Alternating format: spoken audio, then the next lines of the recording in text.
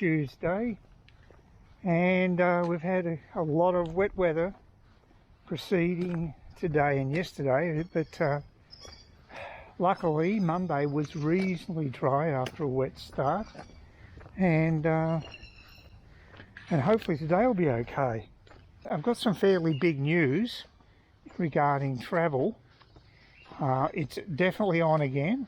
I'm returning to Saigon, Ho Chi Minh City. This time I'm actually going to stay in District 1 initially, and then I'm going to switch down to District 7. So I'm going to mix it about a bit. This time of year the air quality is not so bad. Well, it's a fair way off, but I'm travelling before November, and that's when winter sets in and the air quality tends to take a big dive. So I'll be there way before then. I don't give specific dates on YouTube for obvious reasons, but I can tell you that I will be returning to number 5 bar, and the place I'm staying at is well known to me. It's actually very close to a couple of places I've stayed at before in District 1. And the good news is that my favourite banh mi place is still around by the looks of things, and so is my pho bo place. So that's very good news. So I know I'm going to get some really good food in the morning, and usually a lot of the time when I'm over there, I get by many days with just having a banh mi in the morning, or say having pho bo in the morning. If I have a big night at number 5 bar, I'll probably take a night off after that. So on a recovery day, I'll probably have some food at night. And there are some good outlets around there. It's not far from Bo Vien, only a few blocks away from there, and it's about a 25-minute walk to number 5 bar.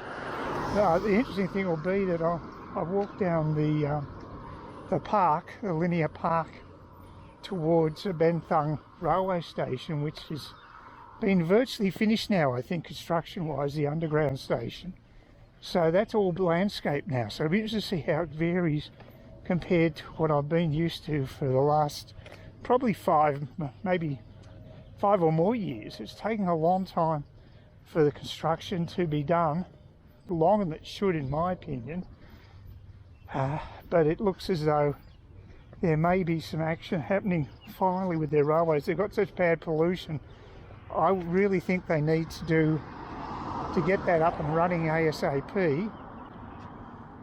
They've only got 1 line completed, but they're working on a 2nd line as well. And Hanoi has already got their metro line running, so I don't know what the problem is with Saigon. They're being quite tardy. Walking up the road there, it could be Trevor. I can't tell with my eyesight, but if he crosses the road, I'd say there's a fair chance. And a woman down there passed by him, so a lot of action here at this time of year when it's quite reasonable to get out and about and walk your dog, or just walk. Actually, neither of them had a dog, which is very unusual. Majority of people we see walking the streets here are walking dogs. So. Yeah, so it's exciting. I love actually planning ahead for trips and looking at all the different accommodation and what have you. And I think I've done pretty well. The place I'm actually booked is only 1 or 2 shop fronts away from the gin house, so I know the area quite well. It's a little alleyway area in District 1, and so it's tucked away a bit. The only issue will be that the church across the road, the Catholic church, and they tend to like ringing their bells a bit, so no one's complained about that when I checked down the reviews. So maybe they've got good insulation in this place, and the rooms look really nice. They're really old worldy, and I think I'm getting a pretty good deal too. So it works out at less than $30 a night. And I think that's pretty damn good for a decent room with an ensuite in a prime location in Saigon. I think that's very good. So I never go crazy with my accommodation. I don't spend big, but I've certainly increased the quality of my accommodation since my backpacker days. I wouldn't put up with that stuff anymore. I want something a bit better. So I've done that, and I'm also looking at the possibility of another trip in February next year. And this is, basically I found a couple of very cheap Vietjet flights, one leaving early Feb, and that's definitely the height of summer over here. And I'd love to get away from Cairns for over a month if I can at that time of year. So that's a possibility. I may well book the airline tickets because I'm paying more for my airline tickets. I pay $100 above the basic one, which gives me flexibility with the dates and even the destinations. You can vary dates and destinations with Vietjet if you get one of the deluxe seats. So and they throw in luggage, and apparently they'll give you some food and drink, I think, but obviously not a hot meal, because you have to pay for those. I was quite surprised. I looked at the options. I picked my seat, and then I looked at the meal options, and you had to pay for hot meals. So I don't know, maybe they just provide you with basic snacks and maybe mineral water, or maybe no grog. I'm not sure. I think the beer only costs about $3 each anyway, from what I saw. So I mean, it's not exactly expensive. That's pretty reasonable when you're on a plane. So I may even indulge if that's the case. But yeah, so but if I go back to Vietnam in February, I won't be staying in Saigon because it's just too polluted. It's right in the middle of winter and it's disgusting. So what I'd be doing is actually going to either Bung Tao, which is only about 2 hours ferry ride from Ho Chi Minh, but it's clean. But there's not much options as far as accommodation is concerned. I suspect that there's many Russians that have moved, that are in the areas now of say Bung Tao and Nha Trang, which is my other option. I think Nha Trang's looking like a better option. It's a bigger city. It's a little more work to get there. Not much. It's just an 8-hour train ride. If you get it way early in the morning, you get there mid-afternoon, so it's not too bad. And trains are much more comfortable than travelling, say, 6.5 hours in a bus. So the bus might be faster, but it's pretty cramped.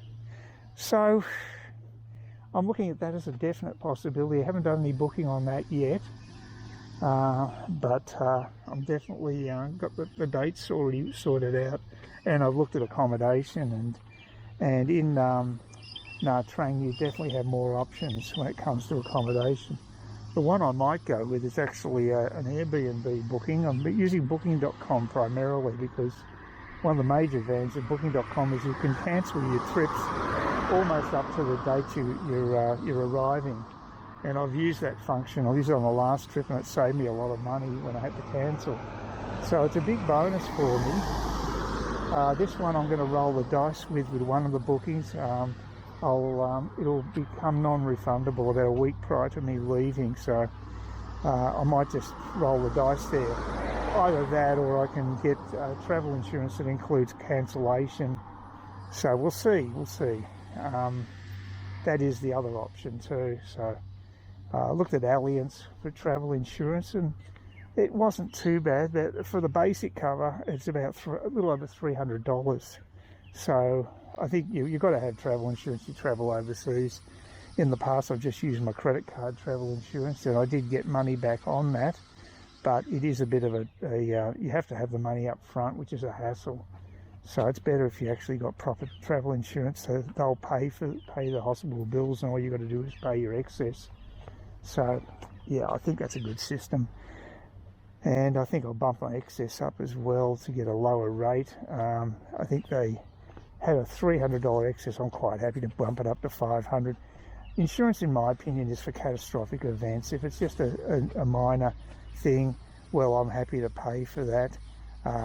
But it's really there for, you know, situations where you're looking at tens of thousands of dollars, and that's what you really need insurance for. That's my philosophy on it anyway. Well, there's the bus. A little late, but not too bad. I can't crack it for one of the e-buses. It's funny, they've got a few of them running, but I have not been able to get an e-bus for months. So they're just avoiding me. I've seen them on this route, but when I travel, I always get one of the old ones.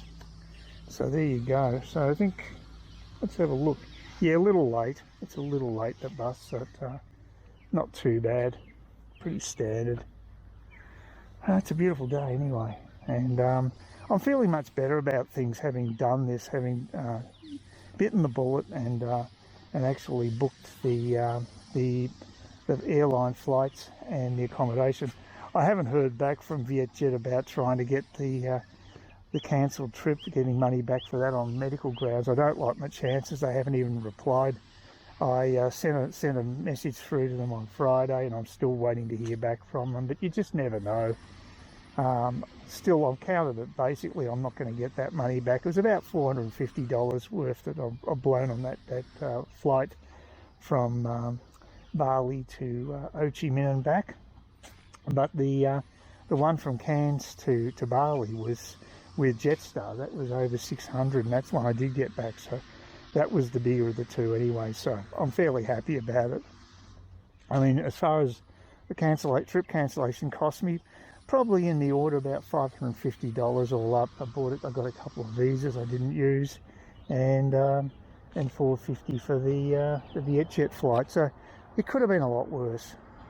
In the scheme of things, that's not too bad. So, and it's the first time it's ever happened to me. I've never had to lose money on accommodation or flights in the past, but it won't happen in the future because I'm paying extra for total flexibility with flights, with dates, and even routes, so that's good. So, like I say, at least the weather's nice, perfect time of the year, and yeah, I'll get this out of the way and get back to the northern beaches where I want to be. Apparently it's one of the hot spots according to a real estate guru looking at different parts of regional Queensland. He identified Cairns and the northern beaches in particular. He looked at Trinity Beach, thought it was a real prospect for the future because employment's not too bad up here, and that tends to encourage a lot of people to move. So the base of Cairns has broadened quite a bit, not just tourism these days, but other industries as well. Just walking out across the road, there's some guy in a bloody truck was bloody reversing into me as I was walking across the road. I don't know what he was doing in the middle of the street, reversing some sort of a tray truck. Bizarre. Another ice box bus. I don't know what they do with the aircon, but it's quite pleasant outside, but boy, was it freezing in there. So very happy to get out of that bus. And he didn't actually stop at the informal stop, unfortunately, but I was lucky to get that bus because it's running late, and I reckon it's about 8 minutes late, and it's just late enough so I could get my shopping done and snare it. So that's good. So that's the end of another day, half of a day anyway. Now have my coffee and relax. So I'm looking forward to that. Oh, an interesting thing about people's attitude to the Ukraine war. Apparently people in America are just slightly less behind the Ukrainians than Australians. We're quite high up there, but one of the most interesting figures I found was that India is very supportive of Russia, and that I know that they've had a fairly tight relationship for a few decades with military equipment and what have you, but it's quite extraordinary that I think 70% of Indians actually support Russia in the Ukraine conflict, And that just goes against nearly every other country. It's certainly very unusual for a democracy that doesn't have censorship to actually do that. I'm not quite sure why. I mean, the only reason behind it would be they've got an historical relationship with Russia. But to me, it seems strange. I would have thought any democratic society where you do have access to all forms of media, I'm very surprised at that outcome. I suppose we could question the methodology of the survey, but I'm assuming that there is validity in it. It makes sense elsewhere, but there's obviously something there. One of people watching my channel can explain that to me, because I'm perplexed by that. So it's about 70% pro-Russian and about 17% pro-Ukrainian amongst the Indians. Go figure. After 1 o'clock, and I'm about to head off to the sports club, the Trinity Sports Club, because Richmond's playing Hawthorn, and it's a game that's not being broadcast on live to free to air. So I'm going to go and check it out. Check out that bird. Posing for the camera. A real professional. But it is an excuse to get out on a beautiful day. It's a beautiful sunny day today. And it gives me an excuse to have a half-hour walk to the sports club. The other good news is that when I took the bus back home on Tuesday, we go past the Cook Highway, the corner of the Cook Highway and Trinity Beach Road, and that is the location where Woolworths is going to be. And the good news is I saw heavy earth-moving equipment, a number of different pieces of equipment actually doing some clearing work there. So it started. It's definitely the construction of that Woolworths is going ahead. So that's great news. So that's particularly good, because that'll be the closest supermarket to me within walking distance, or a short e-bike ride. So that's excellent. So, and it should be open by the end of the year. There was, well, the only report I got was actually from last year, a year ago, in October, about 11 months ago, and their estimate was for the end of the year.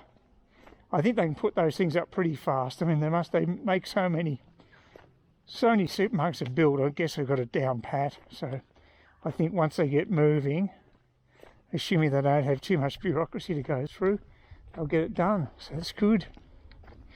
And as far as my situation with travel is concerned, well, I bit the bullet this week. I not only booked an upcoming trip to Vietnam, I've also got one slotted in for early next year, so I can avoid a bit of the summer here. So I've actually booked return Vietjet tickets. Well, not actually return, because they're actually a different route. That's the thing. I'm actually booking one-way tickets and taking different routes each time. What I'm doing initially with this first trip, going to Brisbane, so that way I can catch up with Steve and the boys before I take the flight, because the flight leaves just before midnight. So I'll get a morning flight into Brisbane, and then I can catch up with them for drinks at around 4 o'clock in the Brisbane CBD, and then head back to the airport. And my return flight from Vietnam on the first trip is actually going to Melbourne. So that's going to be interesting. I haven't been to Melbourne for probably, I'd say, 5 years or so now. And it's good to catch up with my cousin there. They'll put me up, so I won't have to pay for accommodation, which is nice. And of course I'll buy some grog and what have you, and some food. Don't want to be a just don't. Yeah, I think I need to contribute something. They're nice enough to put me up. So I'm going to be there for about 4 days, because I'm coming back via Virgin back to Cairns, because Virgin Airlines, they don't use the dreaded T for the that particular terminal. I can't stand it. I think they use T3, so it's a normal terminal. They have a normal check-in situation with bags and what have you, and I got a particularly cheap fare. So I got a Friday flight, and even with the baggage, which is 23 kilograms allowance for a checked luggage, although they don't state that on the ticket, which is a bit surprising. Every other airline I've dealt with does, but I guess Virgin want to be different. I put a complaint in about it because it made me a bit nervous not seeing the actual baggage allowance printed on the ticket. But anyway, cost me about 170, 175 I think it was, which today's not bad because poor old Jeffrey, who stayed at my place and had to go through travel during school holidays, he was up for $180 and for his return trip to Cairns, and he had to do stopovers each time. There's quite a few broken trips where you actually got to stop over at Sydney or Brisbane. The Friday, that's the other good thing about the Friday fares. Not only is it cheaper, about $100 cheaper than what I'd be paying any other time during the week, it's a direct flight back to Cairns. So that's definitely the way to go. It just means I'll have to delay my return to the house by about 4 days. But I